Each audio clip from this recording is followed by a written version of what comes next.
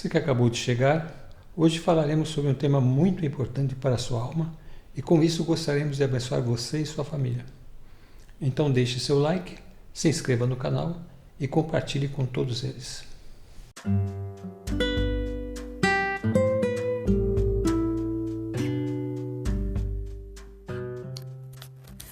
Olá pessoal, bem-vindos a mais um podcast Ciência da Alma. Olá pastor. Olá a todos. Hoje nós vamos compartilhar mais um estudo maravilhoso da Palavra do Senhor que se encontra no livro de Mateus, capítulo 2, de 13 ao 23. Depois que partiram, um anjo do Senhor apareceu a José em sonho e disse-lhe: Levante-se, tome o menino e sua mãe e fuja para o Egito. Fique lá até que eu lhe diga, pois Herodes vai procurar o menino para matá-lo. Então ele se levantou, tomou o menino e sua mãe durante a noite e partiu para o Egito, onde ficou até a morte de Herodes. E assim se cumpriu o que o Senhor tinha dito pelo profeta: Do Egito chamei o meu filho. Quando Herodes percebeu que havia sido enganado pelos magos, ficou furioso e ordenou que matassem todos os meninos de 2 anos para baixo em Belém e nas proximidades, de acordo com a informação que havia obtido dos magos. Então se cumpriu o que fora dito pelo profeta Jeremias. Ouviu-se uma voz em Ramá, choro e grande lamentação. É Raquel que chora por seus filhos e recusa ser consolada porque já não existem. Depois que Herodes morreu, um anjo do Senhor apareceu em sonho a José no Egito e disse-lhe: Levante-se, tome o menino e sua mãe e vá para a terra de Israel, pois estão mortos os que procuravam tirar a vida do menino. Ele se levantou, tomou o menino e sua mãe e foi para a terra de Israel. Mas, ao ouvir que Arquelau estava reinando na Judéia em lugar de seu pai Herodes, teve medo de ir para lá. Tendo sido avisado em sonho, retirou-se para a região da Galileia e foi viver numa cidade chamada Nazaré. Assim cumpriu-se o que fora dito pelos profetas: ele será chamado Nazareno. Glória a Deus. José recebe uma nova revelação. Seria o segundo sonho que ele recebe. E nesse segundo sonho, o anjo diz para ele tomar o menino e sua mãe e fugir para o Egito, porque Herodes vai querer matá-lo. Mateus 1:20.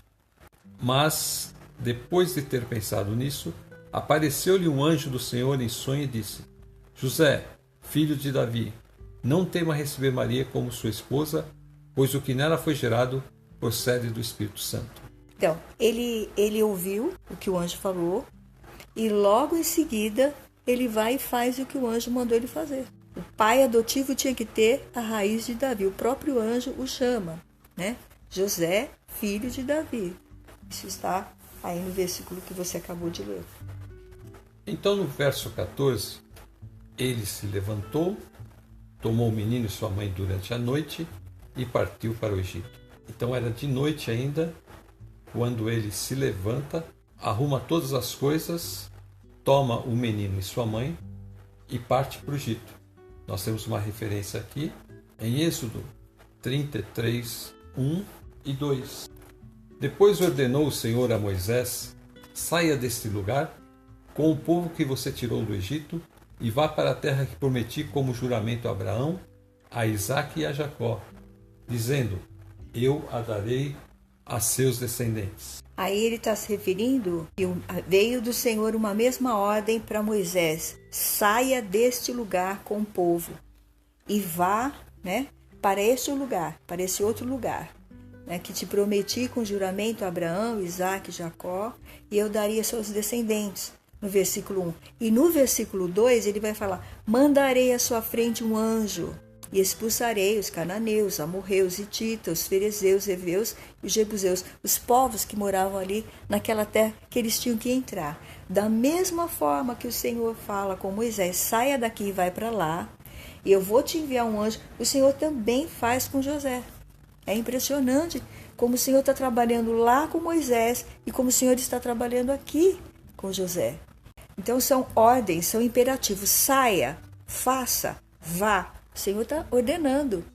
E é interessante que ele vai mandar um anjo na frente do povo de Israel. E aqui ele está enviando o anjo antes para avisar José tudo que José tem que fazer. Desde o início, o anjo vem antes, fala com Maria. O anjo vem antes, revela para José que o que Maria tem no ventre é do Espírito Santo. José agora recebe essa orientação que nós estamos lendo agora. Então, Deus fala com Moisés e fala com José. Deus orienta José como ele orientou também Moisés no passado.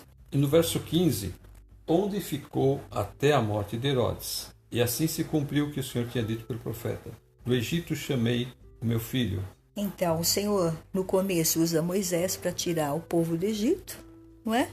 Que estava com aquele faraó fazendo tanto mal para o seu povo, maltratando o seu povo. E Deus usa um líder para tirar o povo de lá, do Egito, e trazê-los para cá. Agora tem um outro faraó que está na própria terra deles, que é o Herodes. E a gente tem que dizer que Deus então envia eles para o Egito porque o Egito era um lugar fora do alcance de Herodes, fora da jurisdição de Herodes. Também era próximo, eles não teriam que viajar muito, porque viajar com um recém-nascido é difícil. Deus dá esse escape para eles porque a fronteira do Egito era aproximadamente uns 120 quilômetros. E para chegar ao centro do país, mais 160 quilômetros. Então, com 280 quilômetros, eles já chegariam num lugar seguro. E aí o Senhor está mostrando um grande segredo, que Ele vai revelar para nós agora.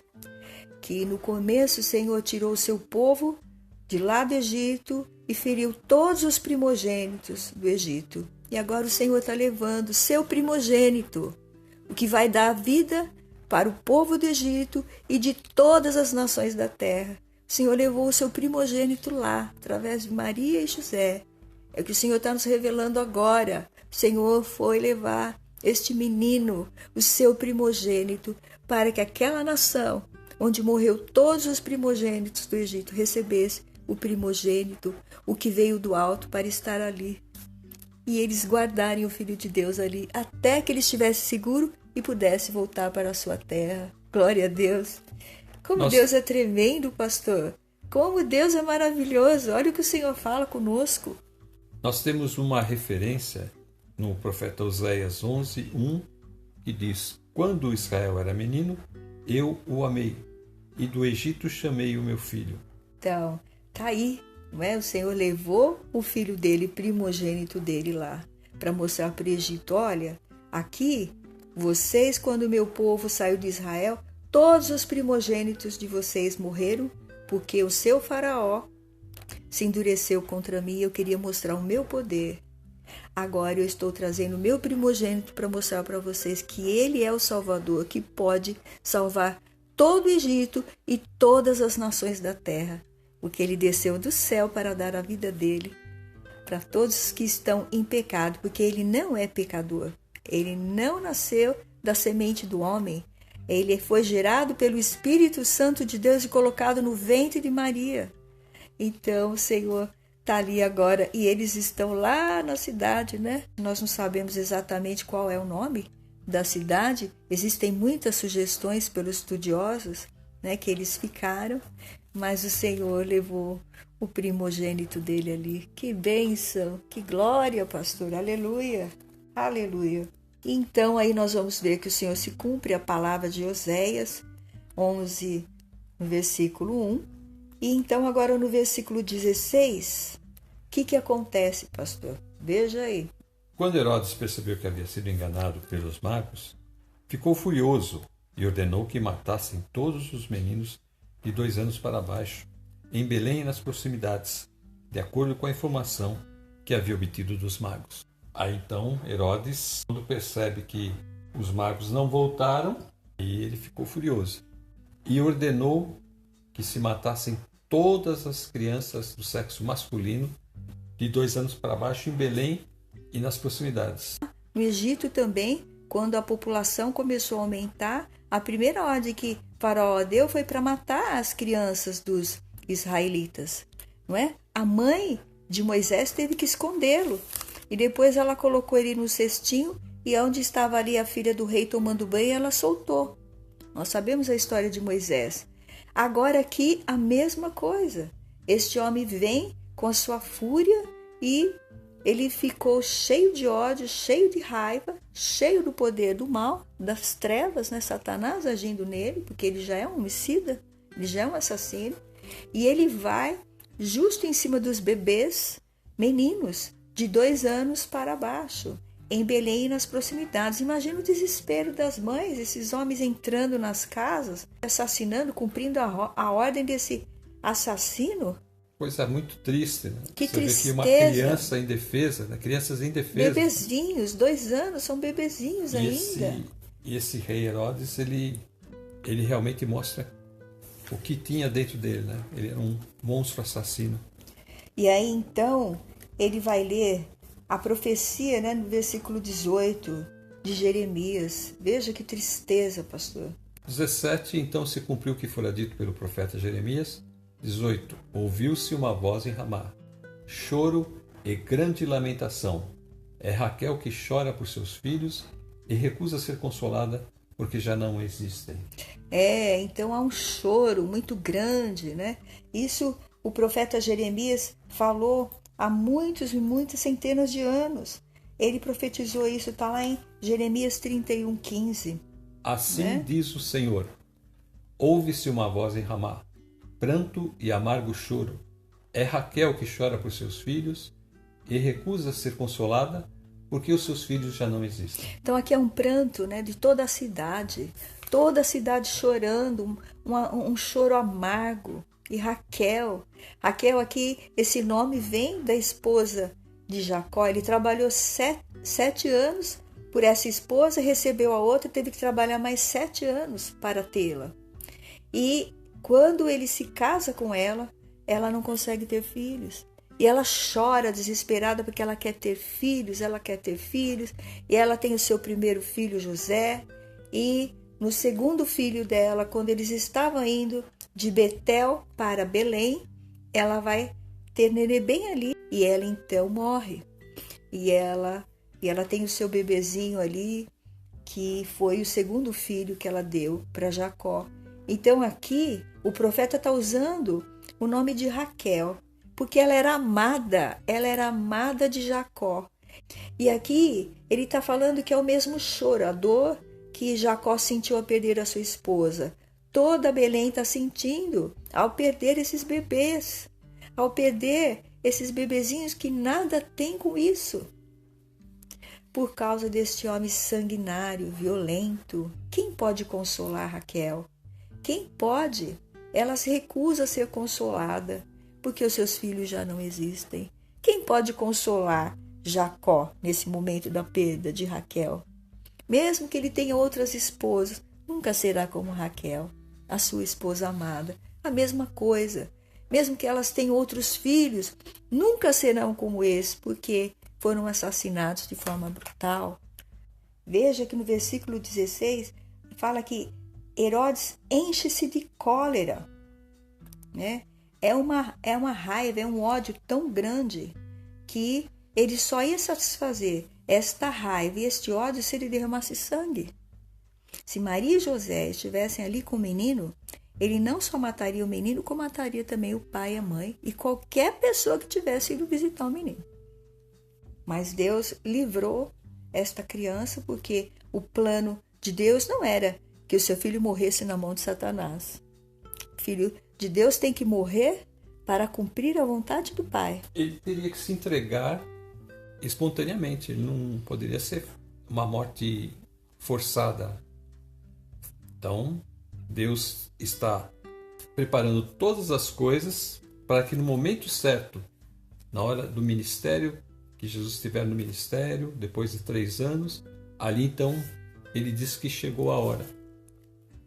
Muitas vezes ele disse para as pessoas, ainda não é chegada a minha hora. Jesus falou, se vocês acham que eu não poderia mandar um exército de Deus aqui, né, para lutar e me libertar disso? Não, mas não foi para isso que eu vim. Ele veio para morrer, ele precisava passar pela morte. Se ele não passasse pela morte, nós não teríamos os nossos pecados perdoados. continuaríamos ainda tendo que oferecer sacrifícios e animais morrendo por nós. Jesus é o Cordeiro de Deus que foi sacrificado. A obra que Jesus fez, ela tinha um cronograma. As coisas teriam que acontecer conforme o cronograma que Deus tinha colocado. Ele teria que crescer, se tornar um homem e depois pregar, curar. Depois dos 3 anos, então, aí sim ele se entregaria.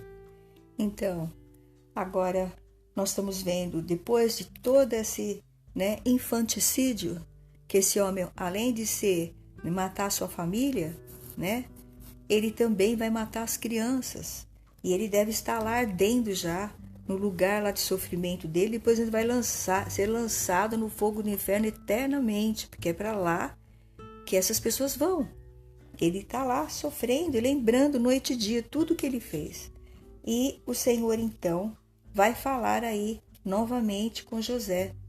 Verso 19, depois que Herodes morreu, o anjo do Senhor apareceu em sonho a José no Egito, verso 20, e disse: levante-se, tome o menino e sua mãe, e vá para a terra de Israel, pois estão mortos os que procuravam tirar a vida do menino. Então essa daí já é a 3ª vez que o Senhor fala, não é? Então, usando o anjo. Então Deus fala com José, Deus orienta José e José obedece. E aqui novamente o Senhor vem falar com ele. Levante-se, tome o menino e a sua mãe e vá para a terra de Israel. Porque aqueles que procuravam a vida do menino já tinham morrido. Então ele já pode ficar lá em segurança.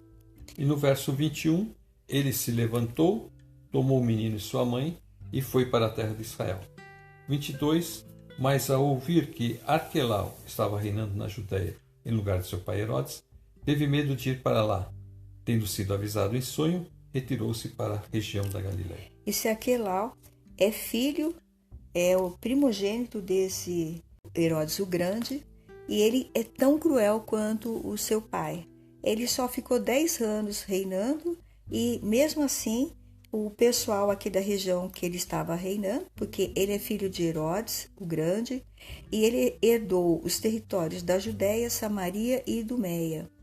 Ele governou esse território durante 10 anos, como eu falei, de 4 a.C. a 6 depois de Cristo. E a pedidos dos moradores de Samaria e Judéia, ele foi destituído e desterrado.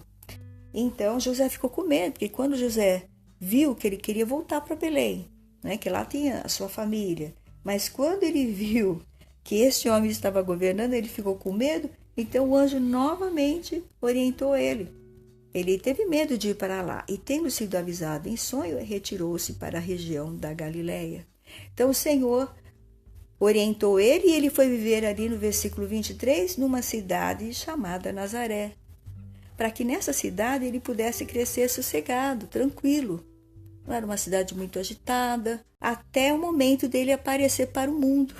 Então eu vejo o que o Senhor faz com este homem, com o pai adotivo dele. Ele chama ele de José, filho de Davi, não é? Está invocando a descendência dele, a origem da família, a tribo da família dele, porque o Senhor escolheu, e está mostrando para nós o porquê que Deus capacitou esse homem para cuidar do seu filho. Ele é temente a Deus, ele ouve a Deus e ele segue as orientações de Deus. Em todas essas 4 revelações que ele teve, todas ele seguiu estritamente aquilo que o anjo lhe disse. Não demorou um segundo, ele foi naquela mesma hora. Sai daí, ele já saiu. Então, quer dizer, ele é uma pessoa totalmente prática, praticante. E aí nós podemos chamar de crente, porque o crente é aquele que pratica a palavra de Deus, não é? Ele tem fé, ele crê e ele vai e obedece, ele não fica postergando. E aqui no verso 22 diz, no final, retirou-se para a região da Galiléia. E nós temos aqui uma referência em Isaías 9, verso 1. Contudo, não haverá mais escuridão para os que estavam aflitos. No passado ele humilhou a terra de Zebulon e de Naftali, mas no futuro honrará a Galiléia dos gentios, o caminho do mar, junto ao Jordão. E o verso 2, o povo que caminhava em trevas viu uma grande luz, sobre os que viviam na terra da sombra da morte, raiou uma luz. Esse versículo ele está usando o profeta Isaías exatamente para mostrar que Jesus vem aí da Galileia e ele vai pregar, vai começar o seu ministério, né, para os gentios. E na Galileia, que ficava a cidade de Nazaré. Daí Jesus ser chamado o Nazareno. Havia muitas pessoas que chamavam Jesus. Então, eles costumavam chamar a pessoa pela sua cidade.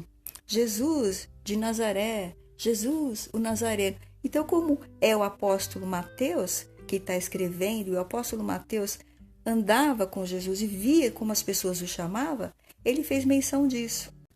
Anunciação, os anjos, depois os pastores, agora os magos, e agora, nesse momento também, quando Deus providencia a fuga de José, Maria e o menino para o Egito. A escolha desse homem como pai adotivo de Jesus, como ele protege Maria, como ele protege o menino. Ele é um pai muito zeloso, muito cuidadoso. Aí Deus mostra na pessoa de José um ótimo marido, um ótimo filho, um ótimo pai, não é? E um ótimo servo de Deus. Ele tem todas as qualidades que Deus procura numa pessoa para servi-lo. Esse casal foi escolhido a dedo, né? Sim, foi escolhido a dedo. Porque eles temiam a Deus, eram obedientes ao Senhor. Lindo a forma como ele protege a sua esposa. Muito lindo. E o menino? Muito lindo. A esposa e o bebê sempre fazendo tudo de acordo com a palavra de Deus. Então nós vemos que Mateus 2, o nascimento de Jesus e todas as coisas, e agora a sua fuga para o Egito e a sua volta do Egito e viver em Nazaré, é só o início da jornada. Lucas 1, 69, enviou para nós um poderoso Salvador, aquele que é descendente do seu servo Davi. Então, quem enviou para nós? Deus. Um poderoso Salvador. Algumas traduções dizem uma poderosa salvação. Então, mas você pode ser salvo de muitas coisas, né? Salvo de uma enchente, salvo de um trânsito de carro, mas não quer dizer a mesma coisa. Aí está dizendo que o Senhor levantou um poderoso Salvador. Ele é o ungido do Senhor, ele é o Messias, ele é a raiz de Davi, ele é o descendente de Davi. Ele é aquele que concentra todas as coisas. Em Lucas 1, versículo 32, o anjo fala com a Maria e ele vai falar quem é ele. O raiz, o descendente, a estrela da manhã. Quem é ele, pastor? Lucas 1, 32. Ele será grande e será chamado Filho do Altíssimo. O Senhor Deus lhe dará o trono de seu pai Davi. Todos esses versículos, todos esses capítulos, desde a anunciação do menino até agora, nós estamos vendo a mão do Senhor dirigindo, os anjos do Senhor sendo usados por Deus para anunciar, para mostrar, para orientar. Então Deus sempre tem seus ministros para que esta palavra entre na mente, no coração, no lar de vocês, na vida de vocês, no casamento, na vida dos seus filhos, em toda a família. O que tem então a ver todas essas coisas que a Bíblia fala com a nossa vida de hoje? Nós precisamos de um Filho do Altíssimo dentro de nós para nos ajudar a chegar até a presença do Pai.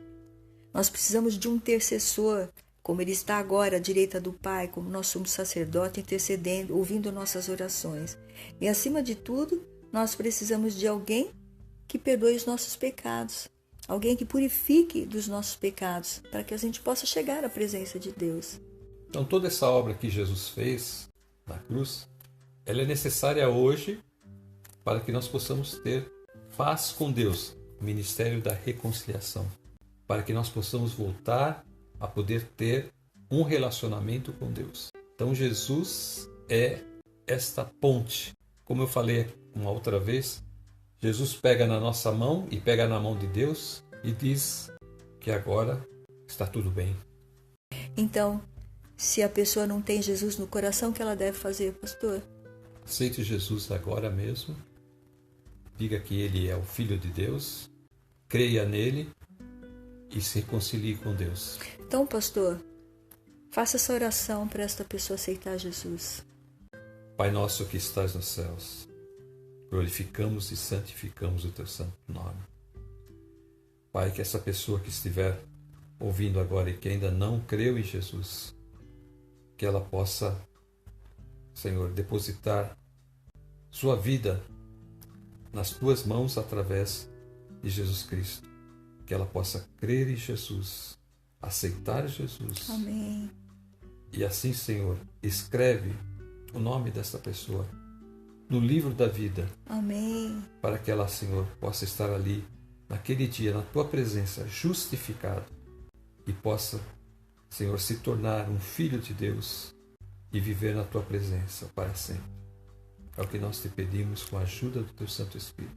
Amém. Em nome de Jesus. Amém, Amém. Jesus. Glória a Deus. Quero me despedir dizendo a todos até a próxima. A paz do Senhor Jesus e até a próxima.